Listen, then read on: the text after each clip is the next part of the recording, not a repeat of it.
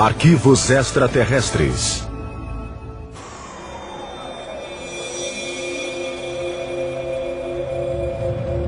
(2 de outubro de 1997). O Irangê Holanda, capitão reformado da Força Aérea, estava em sua casa em Cabo Frio. O ex-piloto e paraquedista havia se aposentado em 1992. Desde então, ele lutava contra uma doença.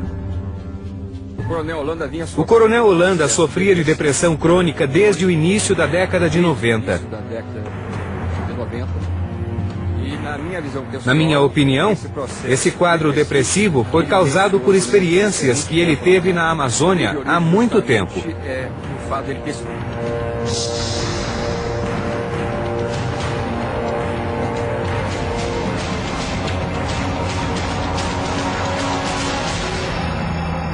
Naquela noite, quando a filha de Holanda subiu as escadas para o quarto, deparou-se com uma terrível cena. Seu pai estava morto.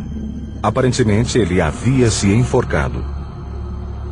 Seria um suicídio causado por uma doença mental?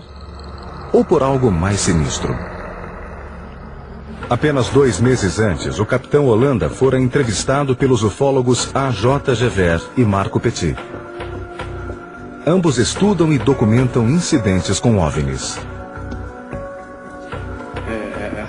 O objeto foi em direção a Colares. Depois, subiu como se sobrevoasse a Amazônia em faixas. Eram naves inteligentes. Após 4 meses, recebemos ordens de abortar a operação. Alguns ufólogos acreditam que o capitão Holanda não se suicidou.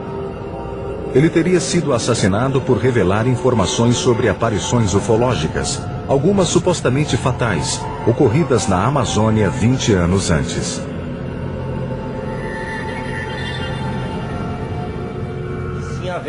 Ele foi testemunha como comandante da principal operação de pesquisa ufológica já feita no país.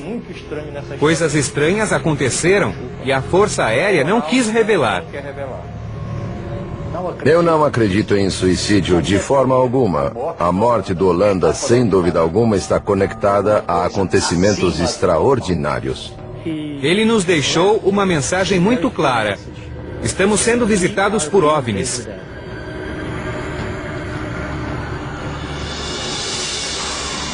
O caso Roswell brasileiro.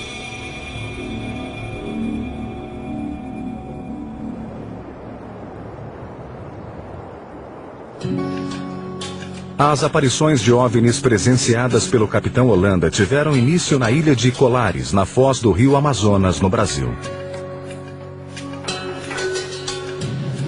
Apesar de estar a apenas 2 horas da agitada cidade de Belém, Colares está anos distante em termos culturais e tecnológicos.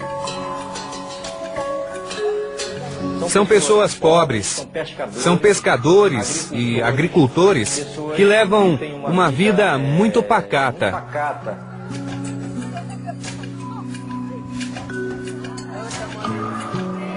Como a maioria dos brasileiros, os 2.000 habitantes de Colares são em sua maioria católicos. Mas o isolamento da ilha contribuiu para o surgimento de muita superstição. Acreditam que a ilha é misteriosa e que muitos fenômenos acontecem lá. Os moradores de Colares têm suas lendas e tradições. Emídio Campos Oliveira, de 71 anos, é um antigo morador da ilha. Há quase 30 anos, ele testemunhou uma série de eventos extraordinários que mudariam a vida em Colares para sempre. Depois que o feixe luminoso sumiu, tive uma sensação estranha. Senti uma coisa me queimando. Eu fui atingido aqui. A mancha era circular, era vermelha, com um ponto preto no meio. Tudo começou em uma noite quente de outubro de 1977. Às 23 horas, Oliveira preparava-se para dormir. Ele recebeu um beijo de boa noite da mulher deitado na rede da sala onde costumava dormir. De repente, um feixe luminoso invadiu a sala. A luz vinha de cima e era tão potente que penetrou pelas telhas de cerâmica do teto. De repente, surgiu uma luz brilhante. Ela desceu do teto e atacou a minha coxa. Eu senti como se estivesse queimando minha coxa. A luz era muito forte. Era muito forte. Tão rápido quanto veio, a luz desapareceu. Incapaz de encontrar uma explicação para o que acontecera, ele voltou a dormir.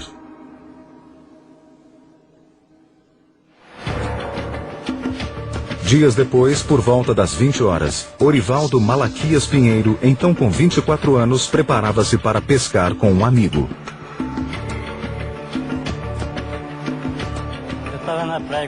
Eu estava na praia. Jogamos a rede, mas não conseguimos pegar nada. Então, puxamos a rede e começamos a procurar outro lugar para jogá-la e pegar alguns peixes. Os pescadores esperavam calmamente pelos peixes. De repente, o amigo de Pinheiro notou uma luz voando baixo pelos céus. Não havia barulho e nem cheiro. Meu amigo olhou para o mar e viu a luz se aproximando do horizonte em nossa direção. Ficamos assustados e fomos embora correndo. Os dois homens correram para a cidade. Em estado de pânico, contaram aos outros moradores o que haviam presenciado. Então perceberam que não eram os únicos a testemunharem estranhas aparições. Outras 12 pessoas afirmaram terem sido perseguidas, caçadas e atacadas pelas misteriosas luzes.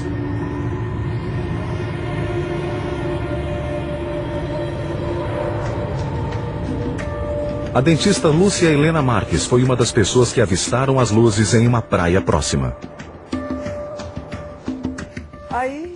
Estávamos todos no mercado e houve um alvoroço. Apareceu um objeto e todos correram para a praia. Vimos duas luzes fazendo manobras no ar. Quando uma luz acendia, a outra apagava. Continuaram fazendo aquilo como se sinalizassem algo. A luz vermelha acendia, depois a verde. As luzes vermelha e verde se alternavam e havia uma luz amarela no fundo. Então, simplesmente sumiram. Enquanto os moradores de Colares tentavam entender os acontecimentos, a 2 horas de distância, em Belém, o repórter Carlos Mendes, então com 25 anos, recebeu uma ligação em seu escritório. Recebi as primeiras informações pelo telefone através de pessoas ligadas à cidade. Pediram que o jornal fosse até lá, pois as pessoas estavam aterrorizadas com as aparições das luzes.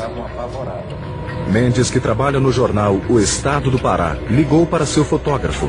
Os dois homens foram para Colares na mesma noite.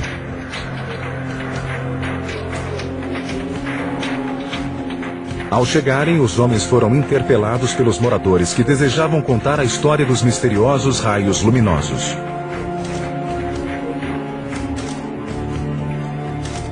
Alguns afirmavam terem sido feridos pelas luzes. Uma mulher estava em sua casa à noite, quando de repente viu um clarão e percebeu que a luz brilhava sobre sua casa. O raio perfurou o teto e iluminou sua cama.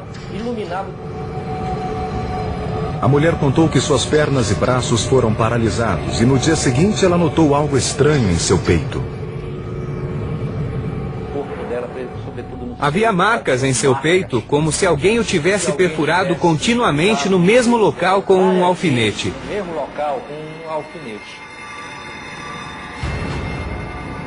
Outras supostas vítimas relataram histórias parecidas. Também afirmavam que enquanto estavam paralisados pela luz, sentiam que algo sugava seu sangue. O repórter Carlos Mendes nunca viu a luz pessoalmente.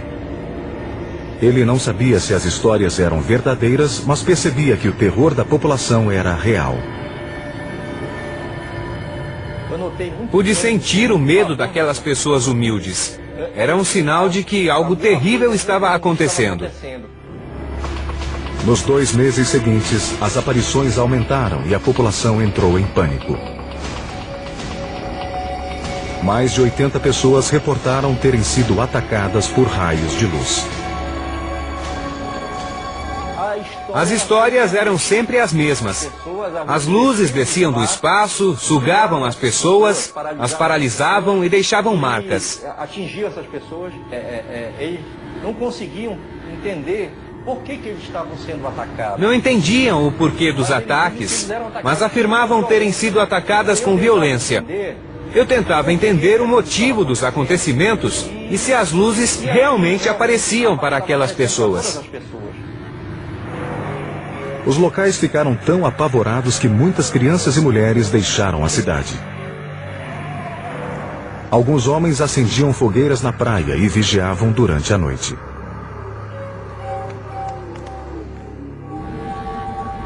Outros se trancavam em casa com medo dos ataques. Senti o medo das pessoas. Pude ver a sensação de pavor naquelas pessoas e percebi que aquilo era um pedido de ajuda. Parecia que alguém ou algo estava atacando a população de Colares. Mas ninguém sabia por quê.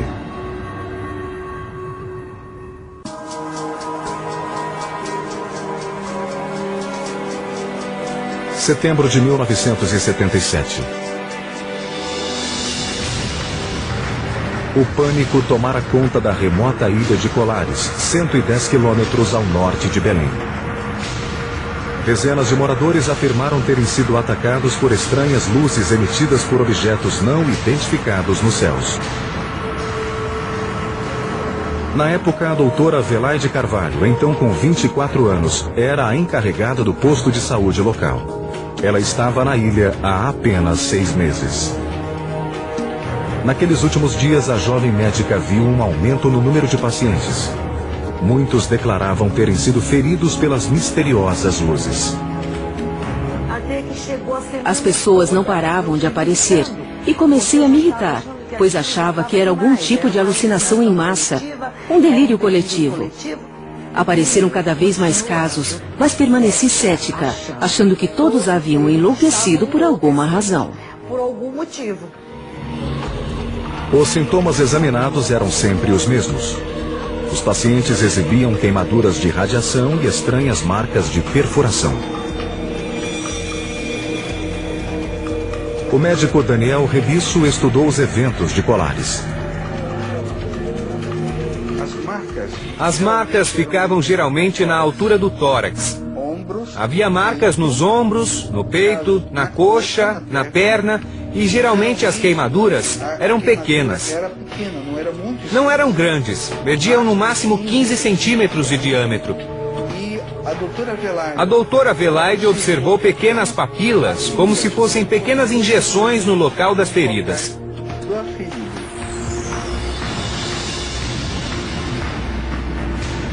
Segundo as vítimas, as queimaduras eram causadas quando a luz entrava em contato com a pele.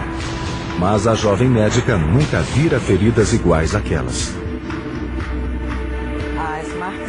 As marcas causadas pelas queimaduras ficavam pretas de repente, como se tivessem acontecido há 10 dias. Mas muitas vezes haviam sido feitas há apenas 10 minutos. Mas os casos mais graves ainda estavam por vir.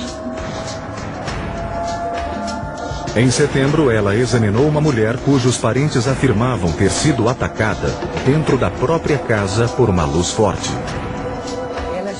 Ela chegou carregada pelos familiares. Já estava tendo espasmos, como se estivesse sofrendo um ataque cardíaco. Sua boca estava travada, os olhos fechados. Ela não apresentava nenhum reflexo. Carvalho tentou estabilizar a condição da mulher, mas não havia sinal de melhora. Eu não podia fazer mais nada. A única coisa que podíamos fazer era colocá-la em um carro, pois não tínhamos ambulância, e levá-la até Belém. Carvalho esperou por novidades sobre o estado da mulher. 5 dias depois, surgiu outro caso grave. Era uma mulher cujas testemunhas diziam ter sido atingida por um forte raio de luz no quintal de sua casa. Ela foi trazida por uma viatura em um estado de rigidez tão profundo que não pôde ser colocada dentro do carro. Ela veio deitada no banco de trás, com as pernas para fora da janela, pois não conseguiram dobrá-las. Carvalho também mandou essa paciente para a cidade. Logo, a médica recebeu notícias do hospital de Belém sobre suas pacientes. Ambas estavam mortas. Fiz uma solicitação para que determinassem a causa-mortes, para que a população soubesse o que havia acontecido. Mas a causa-mortes foi declarada como desconhecida. Carvalho não acreditava que sua paciente fora atacada por raios luminosos. Ela suspeitava que a crescente histeria das aparições causara um ataque cardíaco ou derrame. Com o objetivo de acabar com o pânico, Carvalho e outros oficiais da cidade pediram ajuda ao prefeito. Em setembro, o prefeito contatou o Comando Aéreo Regional da Força Aérea Brasileira, conhecido como Comar. Então, o Comar nomeou o capitão Yuran G. Holanda para liderar uma equipe de oficiais da Força Aérea em uma investigação dos estranhos eventos da ilha. O repórter Carlos Mendes, que pesquisava os eventos em Colares à época, acredita que a equipe de Holanda foi enviada devido à intensa atividade de guerrilheiros comunistas na região. Segundo Mendes, a Força Aérea imaginava que as luzes fossem causadas por armas disparadas na selva e a missão de Holanda era encontrar os rebeldes. Acredito que o principal objetivo dos militares em Colares era descobrir se havia alguma atividade subversiva de agentes comunistas. Mas, se esse era o objetivo do projeto, ele recebeu um nome curioso. A missão do capitão Holanda foi batizada de Operação Prato. Rapidamente, uma equipe foi reunida. Penon Frias, com 37 anos na época, foi escalado como piloto. Havia suspeitas de que alguém estava violando o espaço aéreo brasileiro. Não sabíamos qual país, mas alguém estava violando nosso espaço aéreo. A Força Aérea tinha a obrigação de verificar o que estava acontecendo. No início de setembro, Holanda e sua equipe de oficiais, engenheiros e cientistas chegaram em Colares. Os homens levantaram abrigos e armaram telescópios e câmeras próximo à praia. Eles conduziram as atividades na frente da população, esperando que isso desse fim ao medo que tomara conta da ilha. Quando chegamos em Colares, a cidade estava em pânico. A população não dormia de medo. Nós tentamos acalmá-los, principalmente as pessoas mais idosas, que haviam sido atingidas pelas luzes, mas não conseguimos. Uma vez em Colares, a equipe da Operação Prato tentou coletar o maior número de informações. O capitão Holanda imediatamente foi visitar a doutora Adelaide. A comitiva da Força Aérea chegou às 6 da manhã. E a primeira coisa que me propuseram foi que eu começasse a dizer à comunidade que os pacientes que chegavam até mim haviam sido vítimas de uma histeria coletiva. Para a médica, aquele encontro era um primeiro sinal de que a Força Aérea não estava interessada em esclarecer os fatos, mas sim em cobri-lo. ela se recusou a obedecer. Eu não podia enganar toda uma comunidade que esperava tanto de mim. Principalmente apoio e credibilidade. Holanda também falou com testemunhas locais, incluindo Emídio Campos Oliveira, na época com 48 anos. Um morador que fora atingido na coxa pelo raio luminoso. Eles vieram me ver, fotografaram o local onde fui atingido. Os únicos que viram minha marca foram as pessoas da Força Aérea. Eles viram a minha marca. As aparições continuaram nos 4 meses seguintes. A equipe do capitão Holanda seguiu coletando informação das testemunhas e oficiais da cidade. O equipamento de vigilância funcionava 24 horas por dia. Mas a Força Aérea não revelou suas descobertas ao público. Quem acreditava que a Operação Prato ajudaria a revelar a verdade ficou desapontado.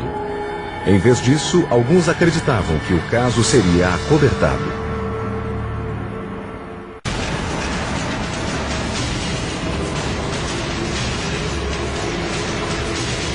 Em outubro de 1977, a Força Aérea Brasileira foi chamada para investigar estranhos acontecimentos em Colares. Moradores afirmavam terem sido atacados por OVNIs com potentes raios de luz. Após os encontros, algumas pessoas exibiam estranhas marcas de queimadura.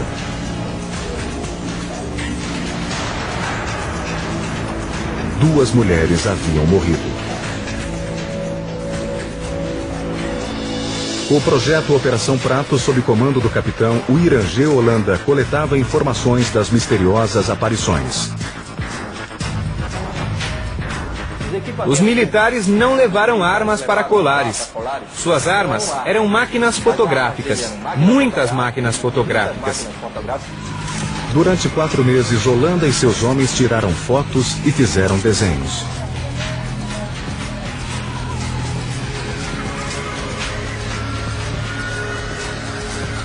Esses são os desenhos feitos pela equipe. Eles também entrevistaram os moradores, inclusive a doutora Velaide Carvalho. Ela tratara dezenas de pacientes que afirmavam terem sido atacados.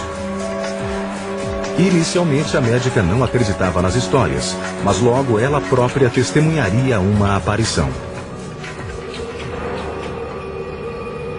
Por volta das 18 horas, Carvalho voltava para casa, após seu turno no posto médico local, quando viu uma mulher desmaiar.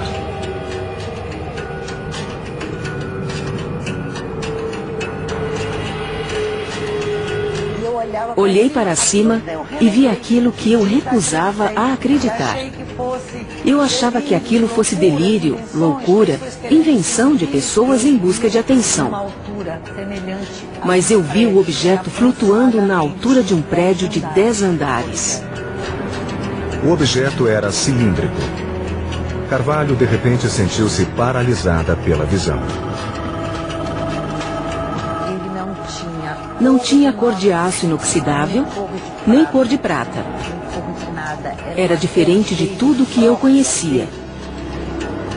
Tinha uma cor nunca vista e se movia em círculos. Estava bem em cima de mim. Fazia movimentos circulares e voltava. De acordo com os relatos das testemunhas, naquele exato momento a Força Aérea captou um sinal no radar em uma praia próxima. Enquanto a equipe se preparava para focar suas câmeras e telescópios, o objeto desapareceu. Ele voltou-se para a baía e sumiu em direção ao mar. Holanda e sua equipe continuaram as investigações em Colares. Eles reuniram 500 fotos e 15 horas de filmagem, mostrando o que pareciam ser luzes brilhantes nos céus.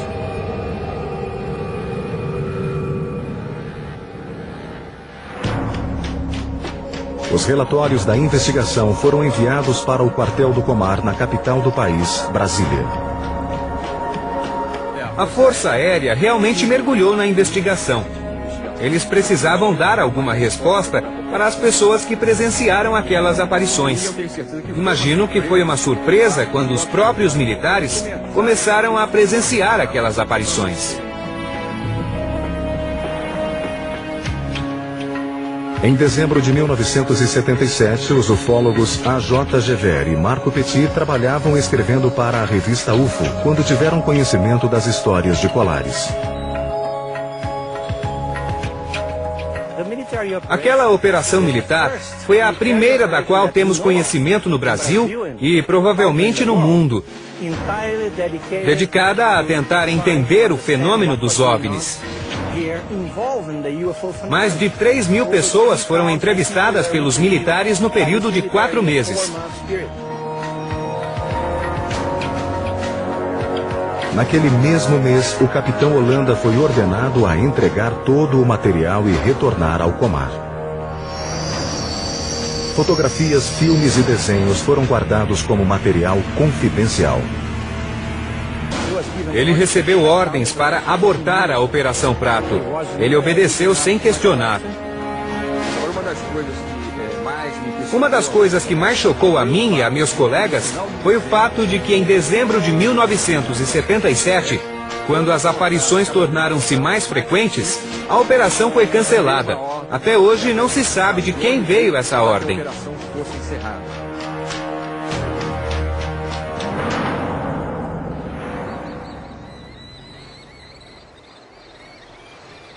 Nos meses seguintes, os relatos de estranhas aparições e ataques misteriosos diminuíram.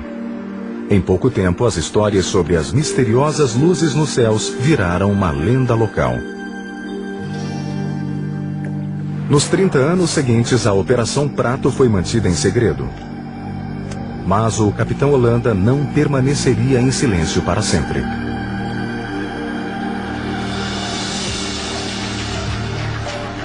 Em 1997, ele decidiu encontrar A.J. Gever e Marco Petit em uma entrevista gravada nos arredores do Rio de Janeiro. Nessas imagens raramente exibidas, o capitão oferece seu assustador relato do que aconteceu na ilha. A nave iluminou-se com o som de um trovão. Era uma luz muito forte e brilhante. Ele disparou com uma velocidade incrível. Então partiu em uma velocidade incrível rumo à atmosfera e desapareceu entre as estrelas.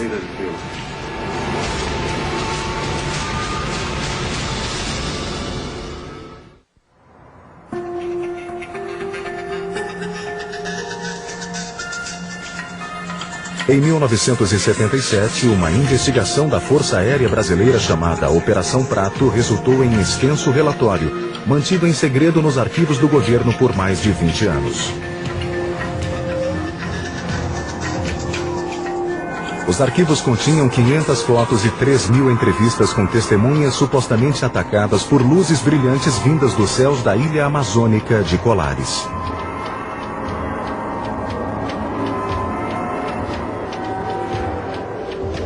Mas foi apenas em 1997 que esse segredo começou a ser revelado. Junho de 1997. O ufólogo e editor da revista UFO, A.J. Gever, estava trabalhando quando recebeu um telefonema. Do outro lado da linha estava o capitão Wirangê Holanda. Ele comandou a equipe da Força Aérea enviada para Colares em 1977. Ele me ligou e disse que admirava meu trabalho. Disse que eu fazia a coisa certa, mas que no passado não pudemos conversar, pois ele estava no exército. Mas agora ele estava aposentado e se eu quisesse conversar, poderia visitá-lo. Logo, Gever e seu co-editor, Marco Petit, foram visitar Holanda. Por 2 dias, os 3 homens se reuniram na casa do capitão em Cabo Frio, próximo ao Rio de Janeiro. Eles filmaram toda a entrevista. Era um homem muito lúcido. Sua memória era muito boa. Ele podia relatar com detalhes coisas que haviam acontecido há 20 anos. com uma precisão que nos impressionou.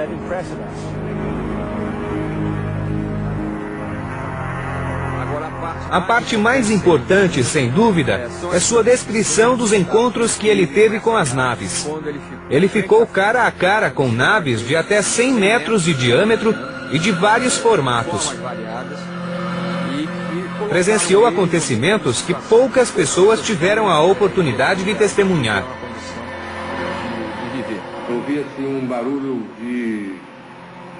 Ouvi um barulho parecido com um ar-condicionado, um som repetitivo. Aquele barulho surdo mesmo.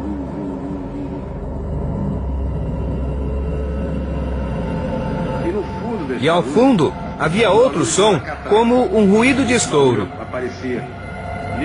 Esse barulho vindo da nave era muito nítido. Holanda descreveu em detalhes 3 diferentes encontros com as naves alienígenas. Esses são os desenhos que ele fez para descrever seu primeiro encontro. Ele fez uma volta em torno de nós. Ele contou aos repórteres que seu segundo encontro ocorreu uma noite quando ele e sua equipe estavam na praia. O raio de luz aproximou-se de nós e parou. Estava a uma grande altura, mas ele parou e fez um círculo em nossa volta. Ele deu essa volta e foi embora em direção ao leste. O capitão descreveu seu último e mais impressionante encontro. Ele relatou aos ufólogos que fora visitado por um humanoide de uma das naves enquanto dormia. Estava deitado na cama e, de repente, um clarão iluminou todo o quarto. Fiquei muito assustado. Ouvi um barulho estranho e, imediatamente depois, apareceu um ser atrás de mim, me agarrando. Foi uma situação muito estranha. O capitão descreveu o alienígena. O ser tinha mais ou menos 1,5 metros e vestia um traje semelhante ao de astronauta ou de mergulhador. A roupa era larga, não era colada ao corpo. Não cheguei a ver seu rosto, usava uma máscara cinza e não pude ver os detalhes. Não pude ver seus olhos ou qualquer outra coisa. Holanda também contou aos repórteres que o alienígena falou com ele. Estava muito assustado. E aquele bicho atrás me abraçando. Aquele ser estava atrás de mim, me apertando. E falou no meu ouvido, em português. Então, ele falou no meu ouvido, em português, com uma voz robotizada como a de um computador. Uma voz de computador metalizada. Ele disse: "Fique calmo, não iremos machucá-lo. Não vamos te fazer nenhum mal." Depois disso, o alienígena desapareceu. Ele foi capaz de relatar os acontecimentos com uma precisão incrível. É possível perceber que havia uma variedade de objetos operando naquela área. Alguns objetos saíam da floresta, saíam por entre as árvores. Outros vinham do céu e alguns vinham do rio. Era incrível. O capitão fez outra declaração perturbadora. Ele mostrou aos ufólogos seu braço. Aparentemente havia um objeto implantado debaixo da pele, que, segundo Holanda, foi implantado pelo alienígena durante o encontro. É flexível como plástico. Aqui, você aperta e ele aparece. Essa ponta aqui. Foi feito um raio-x? Sim, mas não mostrou nada. Em julho de 1997, a história de Holanda foi publicada pela revista UFO de Petit e Gever. Mas aqueles que esperavam que essa surpreendente revelação levasse a uma segunda investigação ficaram decepcionados. Em vez disso, iniciou-se um novo capítulo do mistério de Colares. Em 2 de outubro de 1997, o capitão Holanda foi encontrado morto. A causa oficial da morte foi asfixia. Mas havia dúvida se a morte fora acidental, suicídio ou mesmo assassinato. Alguns colegas afirmam que Holanda tinha um histórico de doença mental e tentara suicídio anteriormente.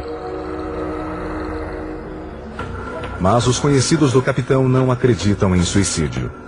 Seu copiloto, Pinon Frias, suspeita que ele tenha sido assassinado. O Holanda nunca tiraria a própria vida. Eu não posso acusar ninguém, mas ele nunca colocaria uma corda no próprio pescoço e depois se enforcaria. A J. Gever discorda de Frias. Ele tirou a própria vida. Foi uma decisão dele, pois estava deprimido. Mas esse homem nos deixou uma mensagem muito importante. Nós estamos sendo visitados por OVNIs. E a Força Aérea e o governo brasileiro têm conhecimento disso. Em março de 2004, a J. Gever e Marco Petit decidiram agir. 6 anos após a morte do capitão, eles exigiram acesso ao relatório confidencial de Colares com uma campanha intitulada UFOS, Liberdade de Informação Já. Eu acredito, como ufólogo e cidadão brasileiro, que esse tipo de informação não deve ficar restrita aos quartéis e arquivos militares. A população precisa ter acesso a isso.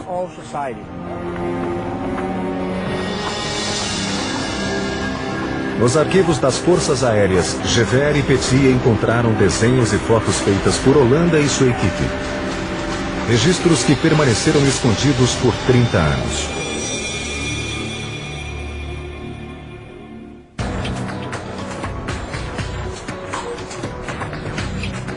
Em 20 de maio de 2005, os ufólogos brasileiros A.J. Gever e Marco Petit e outros investigadores de OVNIs chegaram no quartel da Força Aérea Brasileira para examinar documentos que o governo liberara após ser pressionado. Esses arquivos continham informações sobre a investigação militar de 1977 chamada Operação Prato. Gever e Petit acreditavam que os registros continham informações sobre atividades alienígenas na ilha de Colares. O brigadeiro disse que havia recebido uma ordem do comandante da Força Aérea Brasileira para liberar todos os arquivos. Teríamos acesso a toda a informação. Mas, na verdade, os ufólogos não tiveram acesso a todos os documentos sobre os incidentes.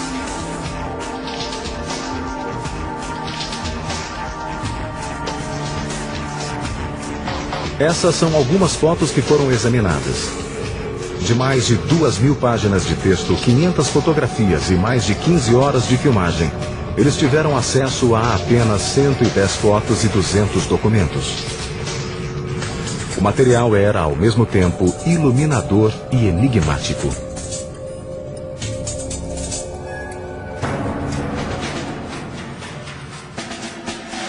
Era uma prova de que o governo brasileiro gastou muito tempo investigando as aparições. O material continha inúmeras declarações de testemunhas e mais detalhes do que os ufólogos imaginavam.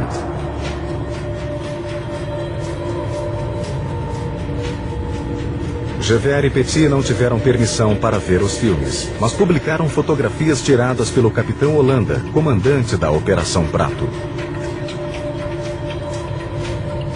As fotografias em preto e branco revelam luzes brilhantes nos céus noturnos. Em ufologia, uma imagem não vale mais que 1000 palavras. É preciso analisar o relato da pessoa que tirou as fotos. O extenso relatório do capitão Holanda continha desenhos e descrições de seus supostos encontros com as naves alienígenas. Tivemos acesso a inúmeros documentos descrevendo os acontecimentos em detalhes. Havia desenhos que reconstruíam as aparições de OVNIs presenciadas pelos militares e pelos moradores da ilha.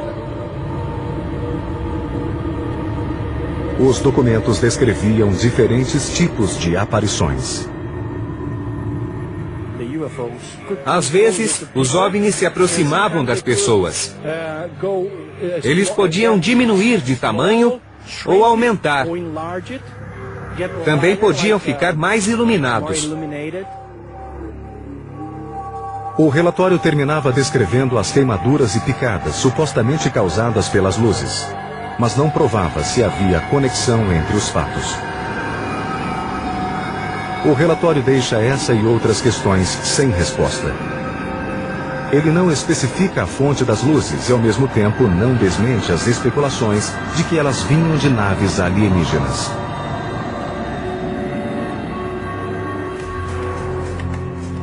Hoje sabemos que uma explicação definitiva sobre as aparições de colares não virá do governo brasileiro.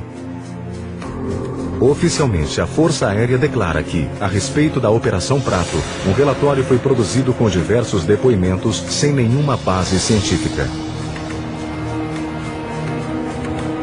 Novas informações sobre o caso dependem do trabalho de investigadores independentes e ufólogos. O médico Daniel Rebisso tem estudado as aparições de colares desde 1985. Sua pesquisa teve início com uma tentativa de descobrir possíveis causas para as marcas de queimadura das vítimas. Havia uma suspeita de que pudesse ser um animal, talvez um morcego. Essa teoria foi descartada, pois quando morcegos vampiros mordem, eles deixam marcas circulares. É uma mordida e sangra muito. Não havia sangramento nesses casos. Rebisso também considerou a teoria de que as aparições de colares tenham sido um caso de alucinação em massa. Cogitou-se a possibilidade de alucinação em massa, que teria feito com que as próprias pessoas se machucassem, se arranhassem. Mas não foi isso que aconteceu. A pesquisa de Rebisso sugere que as feridas não foram feitas propositalmente. Parece que as pessoas sofreram uma radiação intensa que paralisou o sistema nervoso e a luz pode ter extraído algo. Rebisso também estudou possíveis fontes para a luz vista na ilha.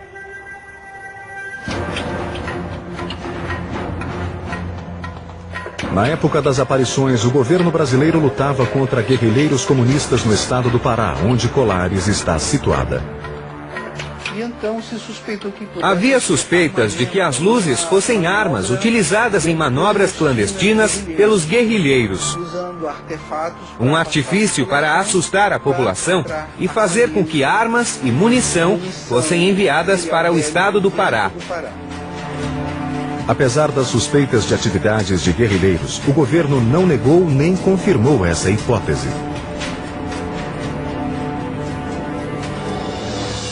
O repórter Carlos Mendes, que cobriu os eventos em Colares, não tem explicação para as estranhas luzes descritas pelos ilhéus. Mas ele acredita que o isolamento de Colares e a superstição dos moradores manteram vivas as histórias sobre aparições de OVNI. As pessoas ficaram chocadas, assustadas. Os moradores de Colares sempre conviveram com lendas do folclore. E isso é típico da região amazônica. O mistério permanece até hoje. O que eram os objetos nos céus de Colares? E por que as pessoas dizem terem sido vítimas dos raios luminosos? Acredito que esses seres extraíram material biológico, sangue provavelmente, para que pudessem criar vacinas e desenvolver uma proteção para a sua própria civilização. Assim, quando eles vierem e entrarem em contato conosco, estarão imunes às nossas doenças.